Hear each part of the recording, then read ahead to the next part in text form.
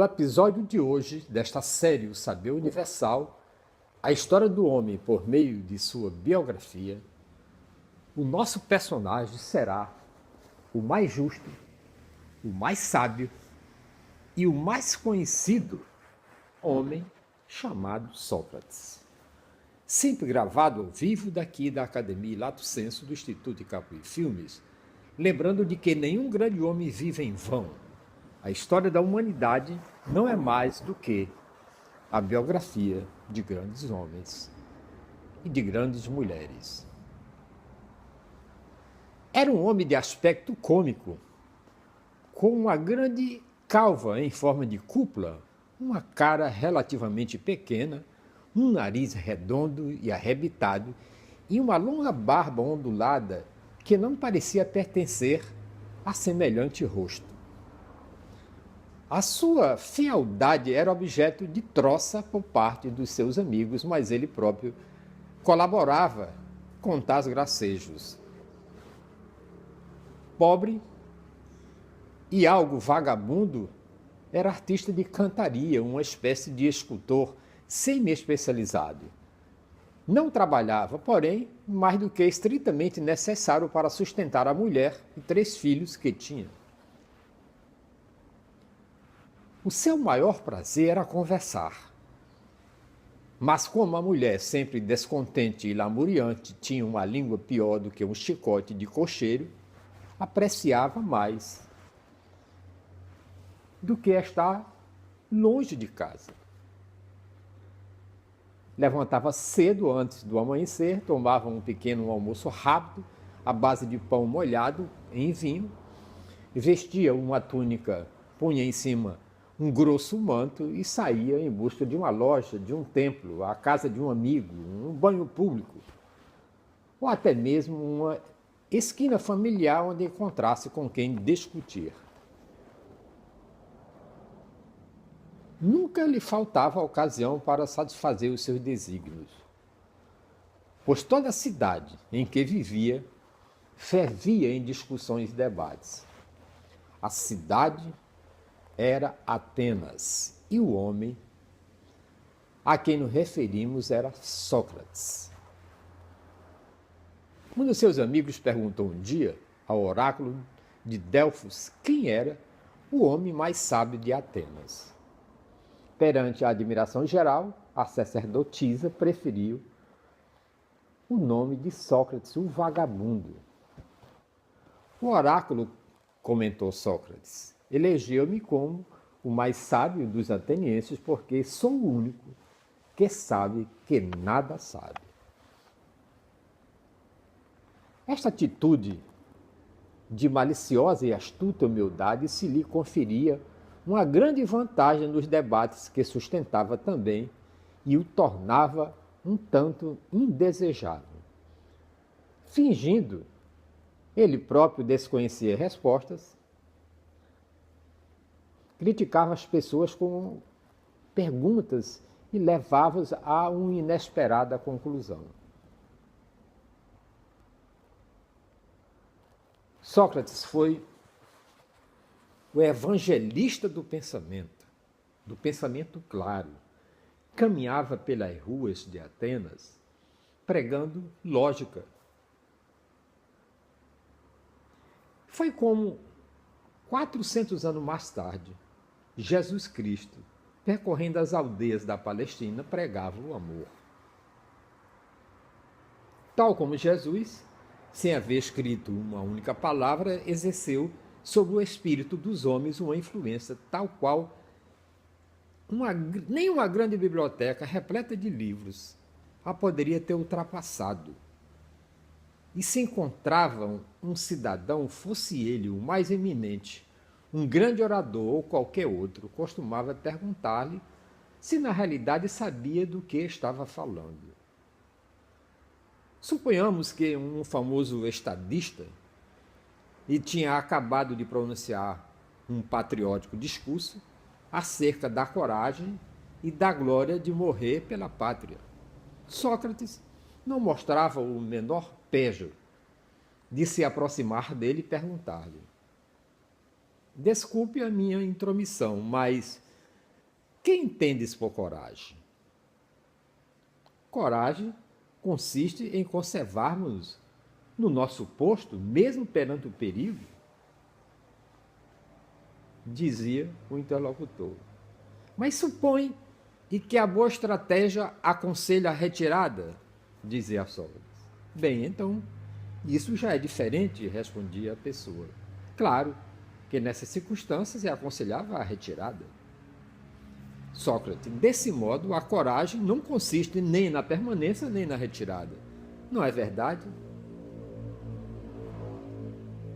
Como definirás então a coragem? O orador, nesta altura, enrugaria a testa e diria: deixa-me um tanto confuso e receio não te poder responder. Também eu não, diria Sócrates, mas pergunto a mim próprio se será algo mais do que saber fazer só da inteligência. Quer dizer, agir de um modo racional e sem pensar no perigo. Parece-me que será, mas isso diria então o outro. Entra a multidão e Sócrates volta-se e para uma voz que apareceu no meio da multidão: devemos então admitir a hipótese, pois se trata de um problema muito complexo, que a coragem e a determinação de atuar de acordo com o juízo firme e sereno. Coragem mesmo que a presença de espírito não. E o oposto, neste caso, seria a presença de emoção, por vezes tão forte que turva o próprio entendimento. Sócrates sabia, por experiência pessoal, o que era coragem. E aquele que o ouviu tinha um conhecimento disso. O seu comportamento frio e resoluto na Batalha de Deulin, durante a Guerra de Peloponeso, tornar-se-ia tal como a sua resistência física notória. A sua energia moral era igualmente insigne, e todos recordavam como ele tinha enfrentado sozinho a histeria quando foram condenados à morte após a batalha naval de Agenusas, no mar Egeu, 10 comandantes que não tinham socorrido alguns soldados que estavam se afogando.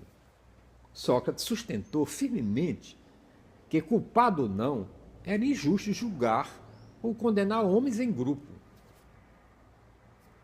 Nos seus pormenores do diálogo anterior, foi, como é óbvio, imaginário. Todavia, ilustra os traços essenciais que fizeram deste homem, de aspecto disforme, mais fascinante e datado de poderes persuasivos extraordinários. Um ponto de viragem na história da civilização. Sócrates ensinou-nos que toda boa conduta se encontra sobre o domínio da razão. Que, no fundo, todas as virtudes consistem na supremacia da inteligência sobre a emoção. Além de insistir na importância moral do pensamento claro, Sócrates deu o primeiro grande passo para ensinar ao homem a forma de o atingir, introduzindo a ideia de que, antes de tudo, se deve precisar o teor do assunto a ser exposto. Costumava dizer, antes de começarmos a falar, decidimos com exatidão qual o tema que devemos versar. Claro que tal preceito já havia sido preconizado em reuniões ou conversas privadas. Sócrates, porém, deu-lhe um caráter quase evangélico. Durante as 3 gerações que precederam a sua, os filósofos gregos haviam estudado a natureza e as estrelas, dando origem a um magnífico florescimento intelectual a que hoje chamamos de ciência. Sócrates aplicou o método científico ao estudo da arte de viver. Nos seus dias, o mundo helênico estendia-se por toda a bacia mediterrânea, transformando-se pelo Mar Negro até as costas da Rússia. A frota mercante grega dominava o comércio do Mediterrâneo sob o comando de chefes da grande cidade comercial de Atenas.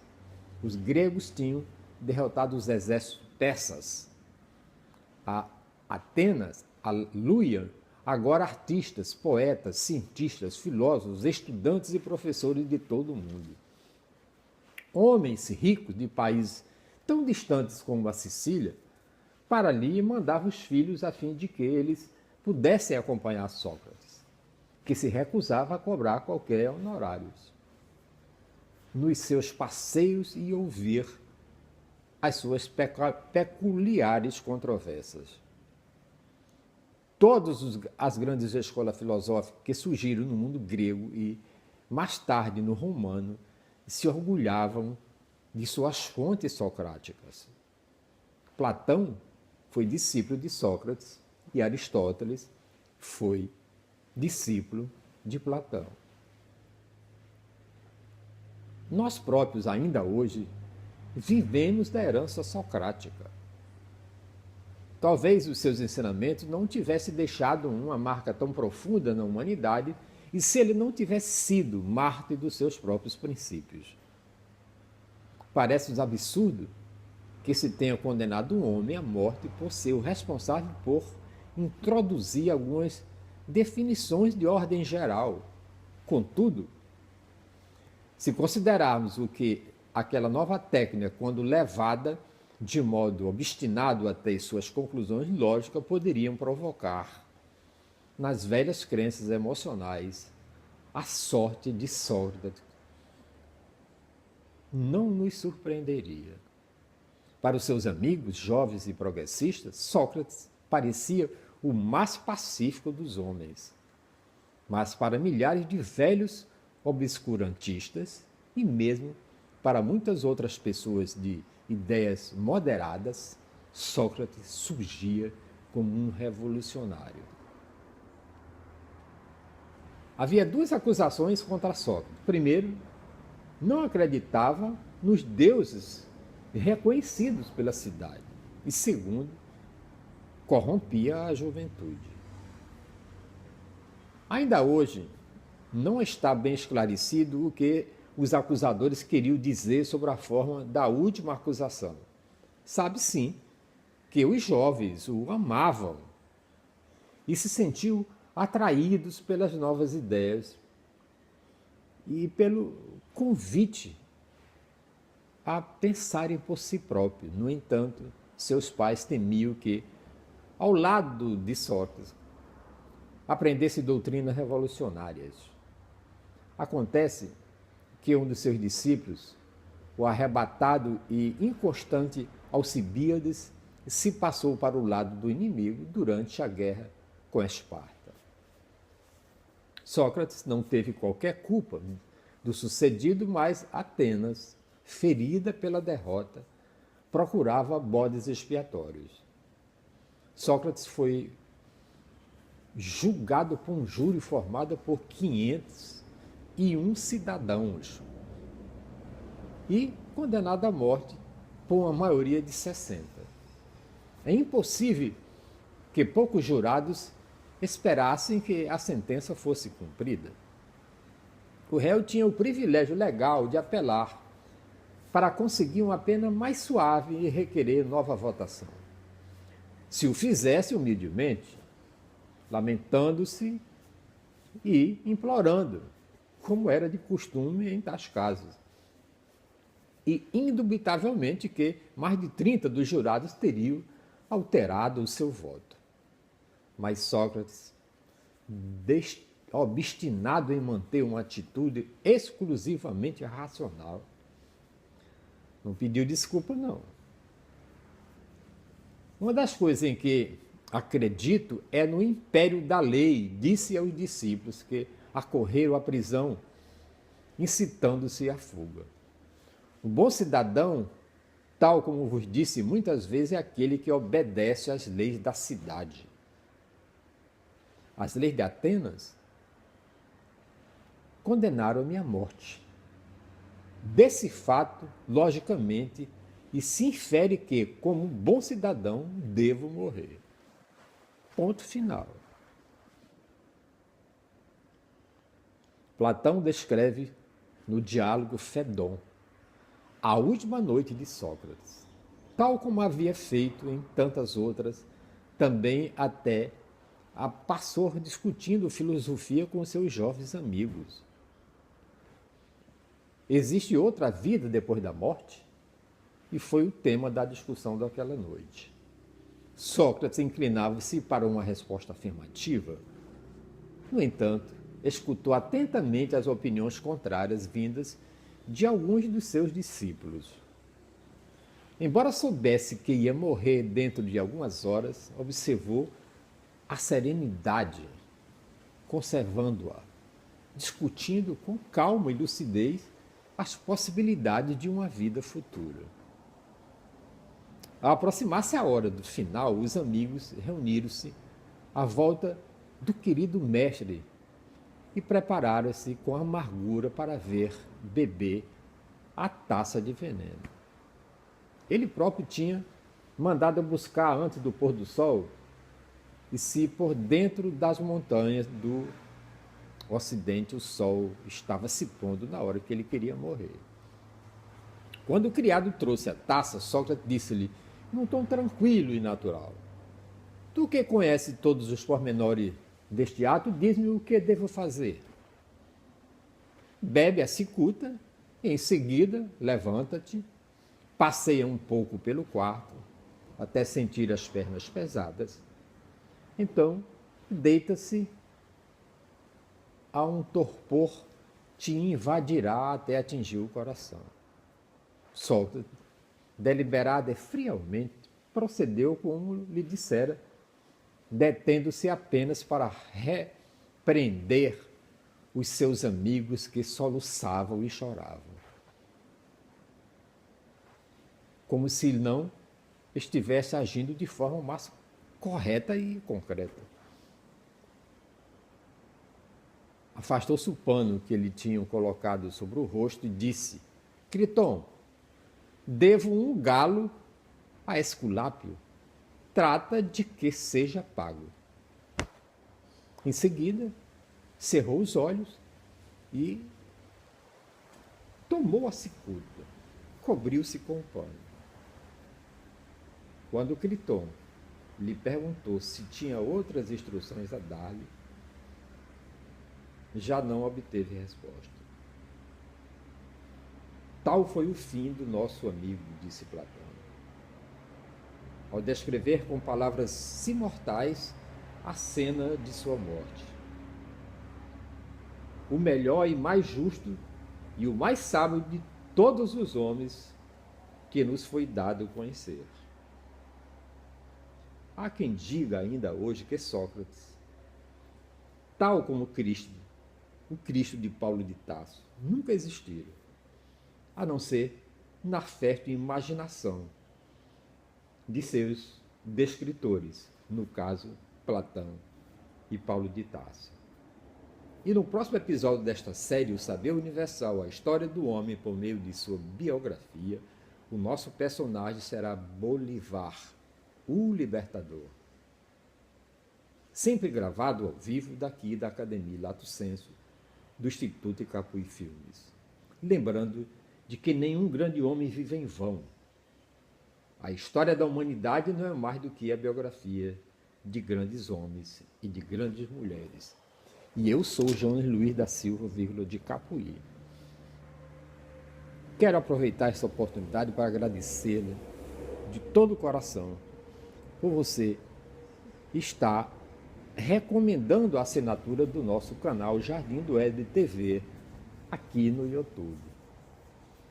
Muitíssimo obrigado pela sua ajuda, porque a nossa tarefa é longa e os nossos passos são curtos, mas as nossas promessas são tão qual a de Sócrates. Pretendemos gravar todo dia um vídeo